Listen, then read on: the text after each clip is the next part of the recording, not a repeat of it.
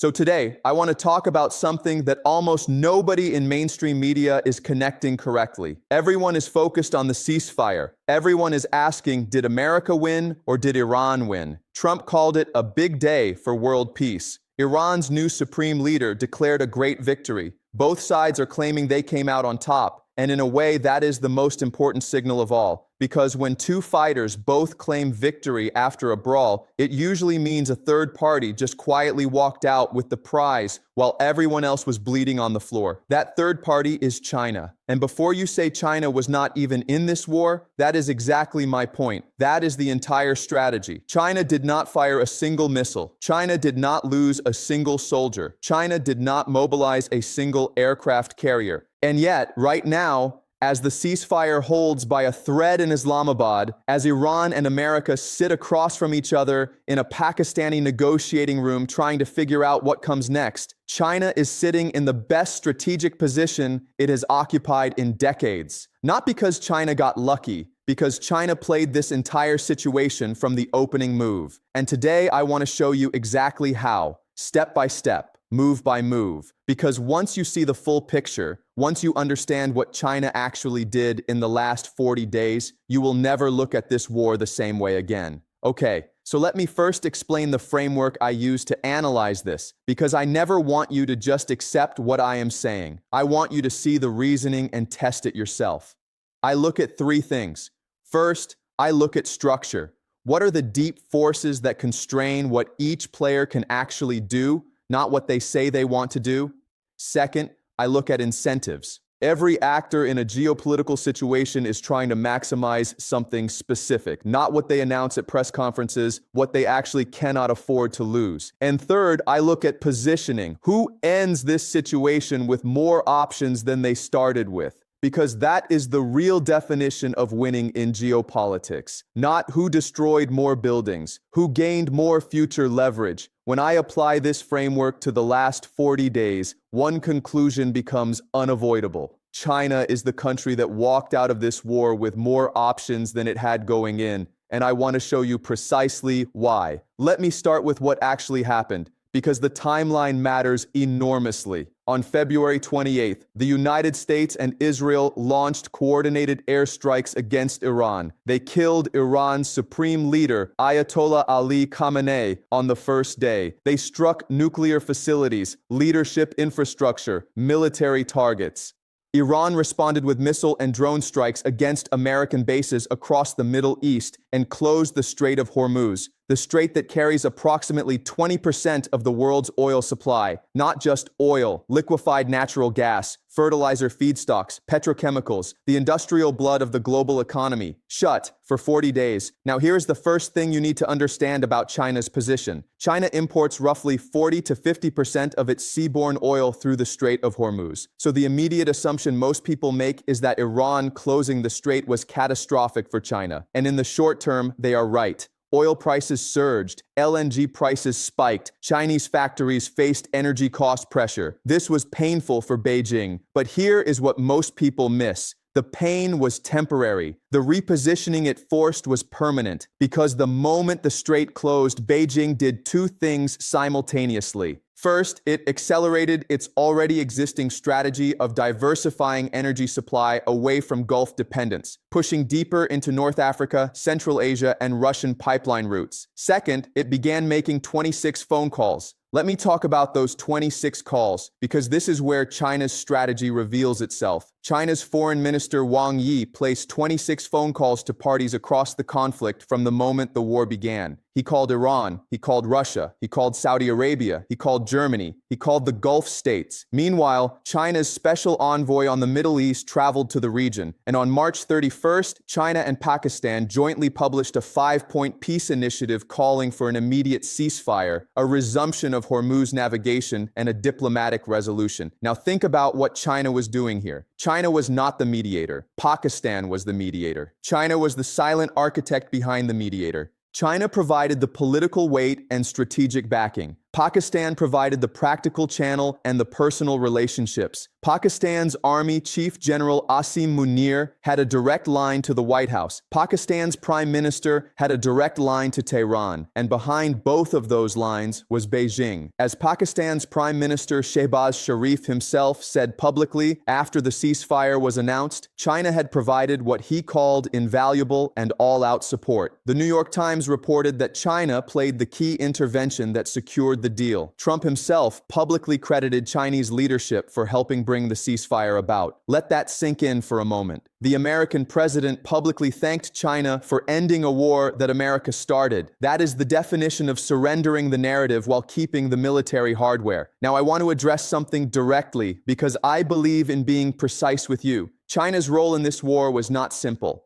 It was not purely selfless peacemaking, and it was not purely cynical manipulation. The reality is more nuanced and more interesting than either of those framings. China had a genuine economic interest in ending this war because the Strait of Hormuz closure was damaging Chinese factories and Chinese export competitiveness. According to the IMF, global growth would slow even if the ceasefire holds, and China's net exports contributed roughly a third of its GDP last year. Beijing could not afford a prolonged Gulf War any more than Tokyo or Seoul could, so the ceasefire effort was real and the motivation was real, just not altruistic. But here is what makes China's position structurally superior. China managed to be simultaneously three things at once during this war, and almost no major power in modern history has pulled this off. China was Iran's economic lifeline.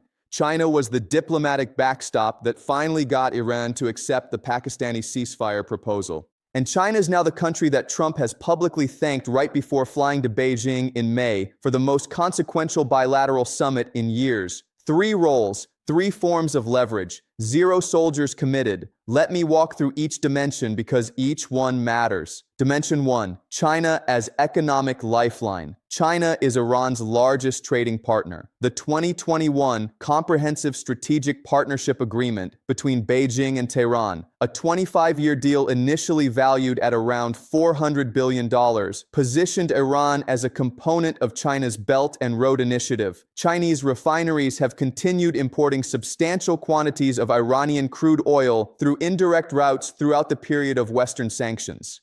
During this war, as American enforcement attention was consumed by the military operation itself, that trade deepened. Iran's oil exports to China became an even more critical source of revenue for Tehran's continued resistance. Without that economic oxygen, Iran's ability to sustain 40 days of conflict against the combined air power of the United States and Israel would have looked very different. Now, I want to be precise here, because there are reports about Chinese technology assistance to Iran's military, and I want to handle these carefully. According to an analysis published in Small Wars Journal and sourced to multiple intelligence assessments, China's Beidou navigation system technology, Chinese radar networks, and electronic warfare capabilities that had been transferred to Iran through the existing strategic partnership appear to have contributed to Iran's situational awareness during the conflict. A Canada-based analyst cited in Wikipedia's summary of China's involvement in the war stated directly that China's technology cooperation improved Iran's ability to track and respond to incoming strikes.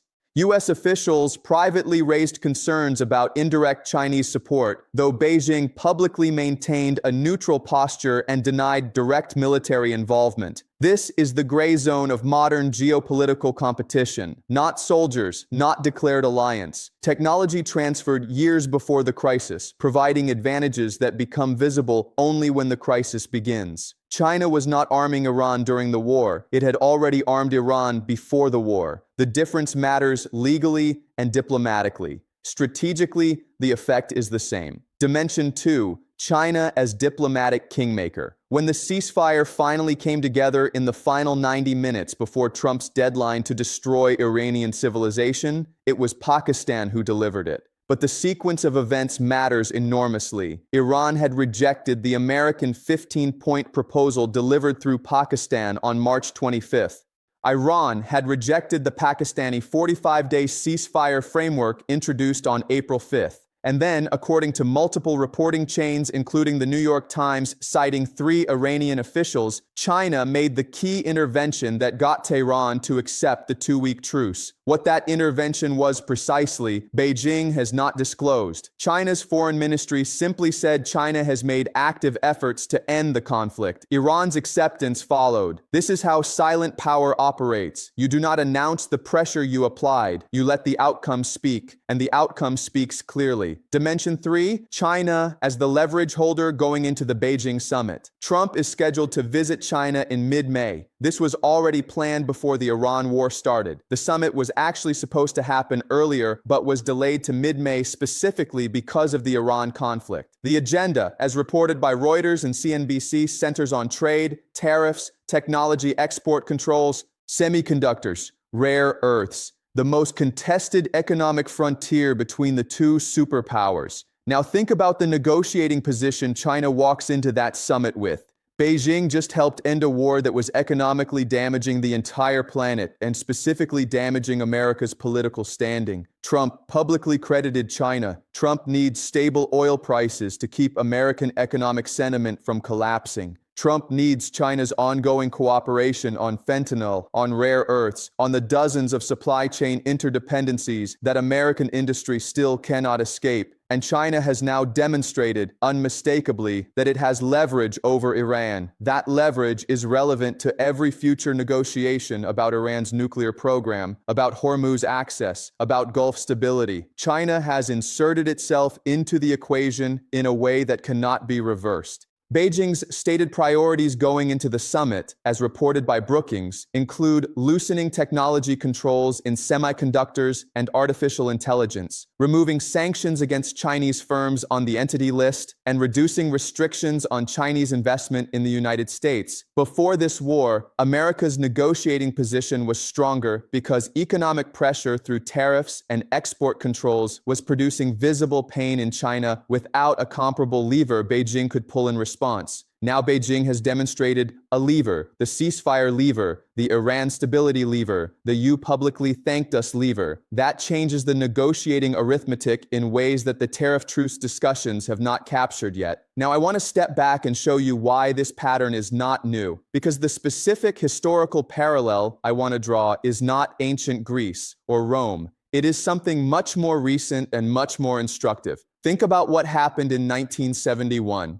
The United States was bleeding in Vietnam. The war had broken American political consensus, drained the treasury, and humiliated the military. And right at that moment of maximum American overextension, Richard Nixon flew to Beijing. It was the most consequential diplomatic opening in the second half of the 20th century. Nixon needed China because America needed a strategic counterweight to the Soviet Union. So America, the superpower, flew to China and asked for help. And China, from a position of relative weakness at the time, extracted enormous concessions. Taiwan policy shifted, trade opened, American diplomatic recognition followed over the subsequent years. The country that needed the meeting more gave more in the meeting. That is the structural logic of diplomatic leverage. Today, the roles have partially reversed. America is again overextended. America again needs stability. And again, a president is flying to Beijing. But this time, China is not the weaker party asking to be recognized. China is the country that just helped end the war, and Trump publicly said so. The parallel is not exact. Nothing in history repeats exactly. But the structural dynamic, the overextended power needing something from the patient rival who has been positioning carefully, is the same. And the outcome of 1971 tells you something important. The country that needs the meeting more gives more in the meeting.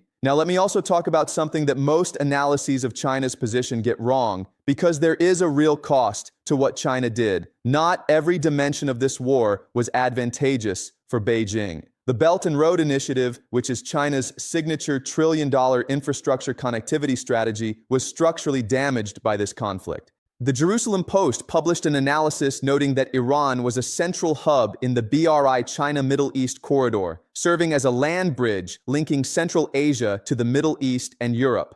40 days of war disrupted that corridor. Chinese investments in Gulf state infrastructure, ports, smart cities, LNG facilities were exposed to military escalation risk. Qatar's Ras Laffan LNG facility sustained damage that analysts say will take years to repair. Bloomberg NEF estimated the combined LNG supply loss could remove roughly 16 million tons from the market this summer. These are real economic costs that hit Chinese energy consumers and Chinese industrial planners. The Stimson Center published an analysis noting that in response, Beijing has accelerated a dual-track strategy, diversifying oil procurement toward North Africa, including a landmark $18 billion deal involving Chinese firms in Egypt, and fast-tracking green energy technology development as part of its 15th five-year plan running through 2030. In other words, the war forced China to accelerate a strategic reorientation it needed to make anyway. The disruption became a catalyst. That is not pure winning,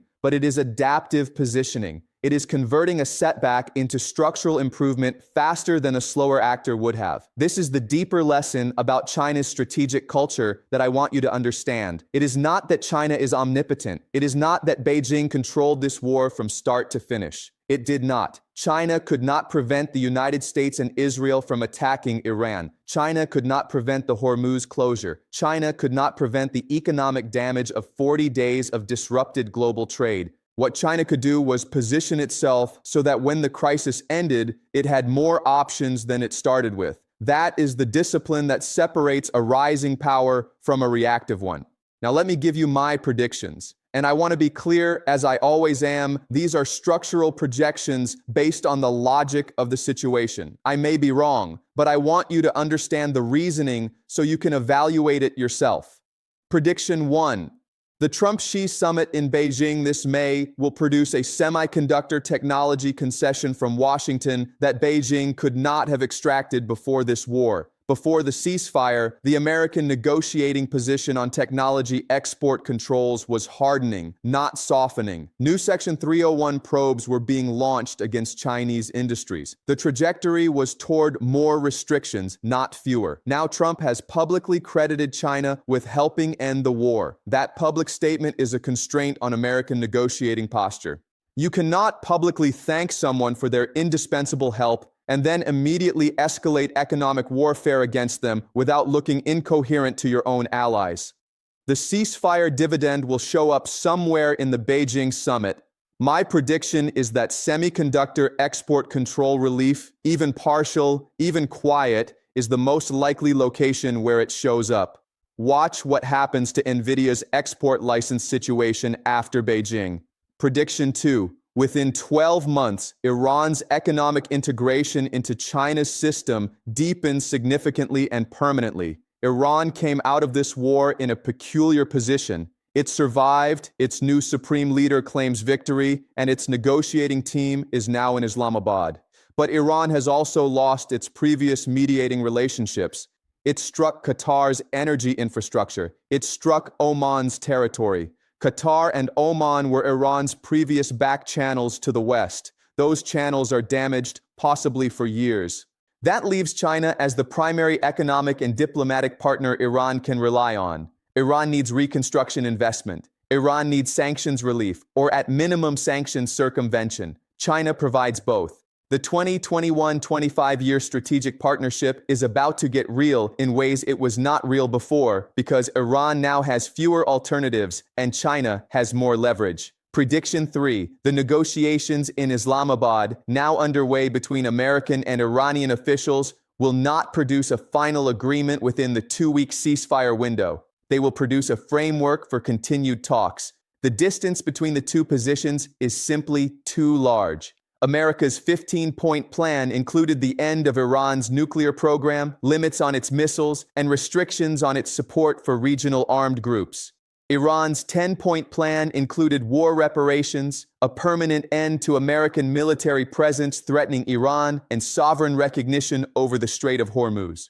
These are not positions that converge in 2 weeks. What this means is that the ceasefire will need to be extended, and every extension is another opportunity for China to position itself as the indispensable guarantor of the process. The longer the negotiation takes, the more China's diplomatic role becomes institutionalized in the Middle East architecture. And this is the fourth and most consequential prediction. The diplomatic center of gravity for Middle Eastern security is shifting away from Washington and toward a multipolar framework where China and Pakistan play structurally permanent roles. This is not a claim that America is finished in the Middle East. America still has military bases. America still has enormous economic ties with the Gulf states. But the assumption that Washington alone sets the terms of regional security settlements, that assumption was tested in 40 days of war, and it failed. Trump threatened to destroy an entire civilization.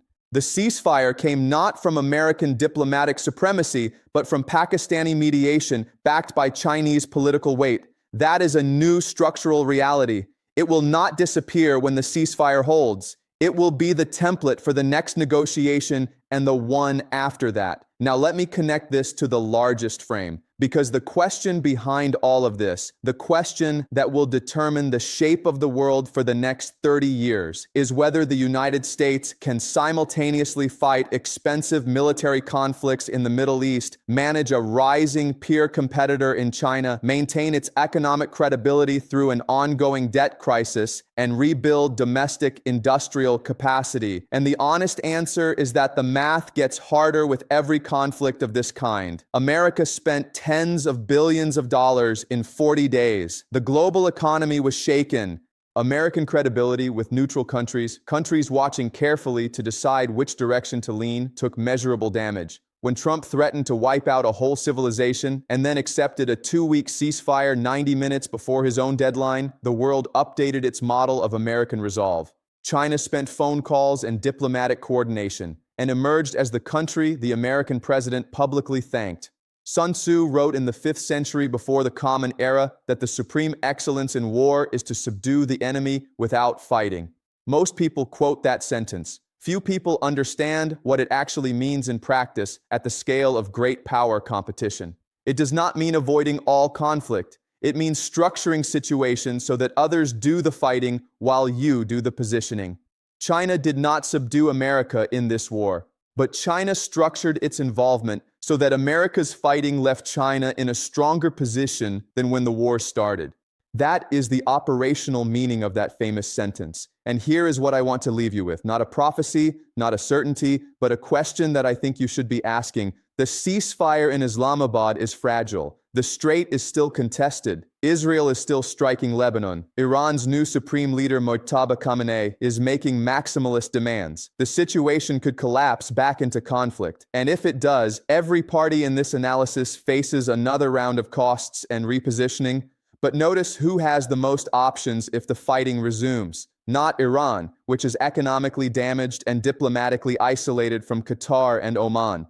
Not America, which is exhausted, facing domestic political resistance and running negotiating conversations in a Pakistani capital. Not in Washington. And not Israel, which successfully prosecuted the military campaign but is now politically isolated from nearly every government on earth and still fighting in Lebanon. China has options in every scenario. If the ceasefire holds and becomes a permanent settlement, China is the rebuilder, the investor, the indispensable economic partner. If the ceasefire collapses and fighting resumes, China is again the potential mediator with leverage over both sides. And if the situation drags on for months in ambiguous negotiation, China sits in Islamabad adjacent, whispering into the Pakistani ear, patient, positioned, and quietly collecting strategic returns on an investment of 26 phone calls. That is not luck. That is not coincidence. That is a country that has been studying how empires overextend for a very long time